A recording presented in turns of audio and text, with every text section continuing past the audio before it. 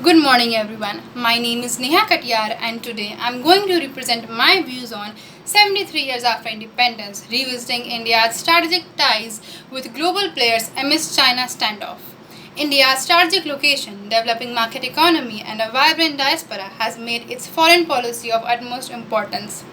India has been a part of several regional and international organizations such as ILO, IMF, BRICS, SAARC, ASEAN, etc.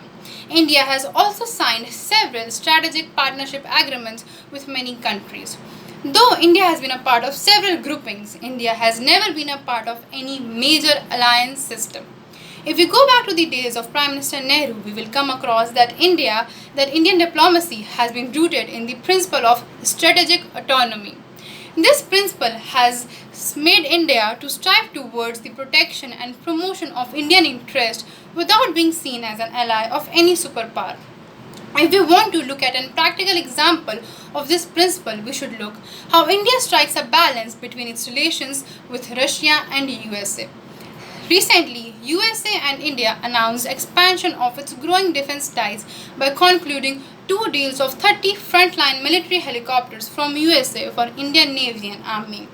On the other hand, India also signed a deal with Russia to purchase 5 units of S-400 anti-missile system. Another example is how India strikes a balance between Israel and Arab states. But there is a very important point that should be looked upon. In the bipolar world, this principle of non-alignment served Indian interests very well. But in the post-Cold War era, when the bipolar world has been replaced by a multipolar world, this principle of non-alignment acquires a different meaning. Today, principle of non-alignment does not necessarily refer to choosing side of any superpower. Instead, it means the retention of one's independence in foreign policy making.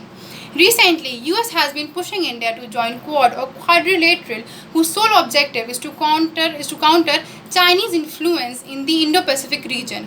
In this context, our foreign minister has asked US to look beyond just making alliances.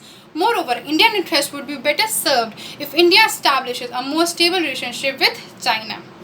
On the part of our neighboring countries, our foreign minister has said that India, by virtue of its size and location, has the responsibility in driving South Asian countries towards growth and renaissance. So, many plans are being made up so that we can promote regional cooperation. Sagar Visions, SAARC Space Satellite Program are examples of regional cooperation. So, before concluding myself, I would like to say that India's interest would be well served if it makes a close collaboration or it establishes a close coordination with countries like US, Japan, Middle East countries, Southeast Asian countries. But in order to pursue such a diversified foreign policy with differing interests, India has to retain its principle of strategic autonomy. Thank you.